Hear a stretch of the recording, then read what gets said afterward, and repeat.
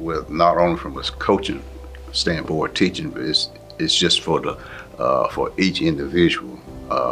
If you have a love for something, to share that love to others, and that they might see themselves as good citizens of and be a help to the community and so forth. So it's an important thing. It was important to me to be an example for them, and I do run into. In fact, it was on yesterday that I was at a place and I met an individual that recognized me right away that I had taught in school, and it does something for you on the inside. It makes you feel good, and then they, the comments that they make, and you wonder, did I make that impact on an individual like that? And which is a good thing for everybody. And then that not only stems from you to them, but then that is they're able to pass it on to someone else, which makes life better for everybody. He was very good with kids, but like he wasn't there to be your buddy. He was there to teach you and coach you. But he had that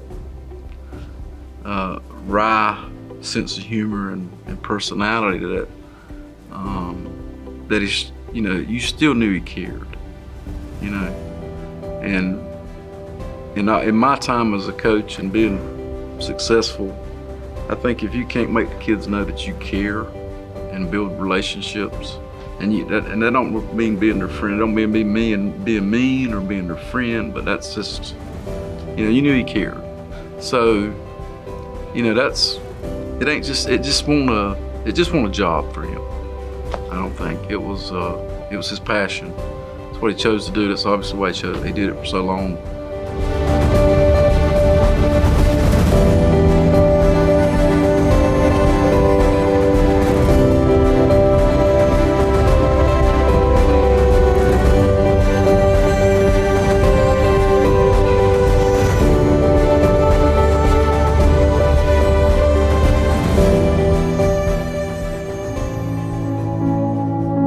Started out in basketball, and we had some pretty good teams at that particular time.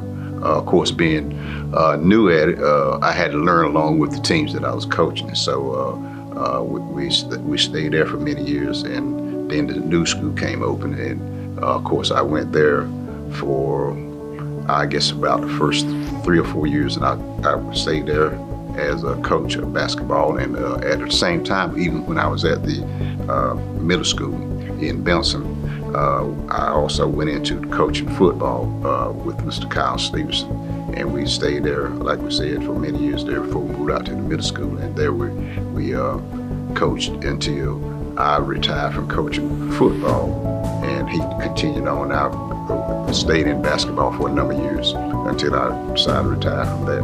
Couldn't have been a better person for that job at that time.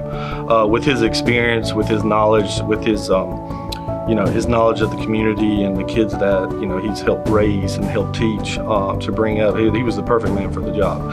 And to see that transition going to where they built the new school, and to one of his staples was always that you're blue and gold through and through, inside the classroom, outside the classroom, even outside in the community, you represent us. And so he would be the perfect one to start laying the groundwork for those athletic programs back in the day, and we're lucky that he was able to be the foundation there to what we have today.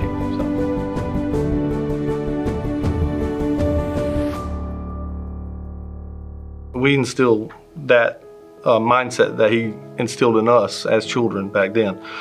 His, respect, discipline, honor, and to outwork everybody. Those are pretty much his staples. And in my talks with some of his former players as well, that is what they're utilizing today as parents of sons, parents of daughters in the community and wherever they may be today. And a lot of them would bring up how during that vital time, that 6th to 8th grade years, how he would be a role model for them, how he would be a confidant for them, how even when they went to high school and were trying out for other sports, how the nervousness and anxiety, he always had time to speak with them and to make them feel a part of the family that we have down there.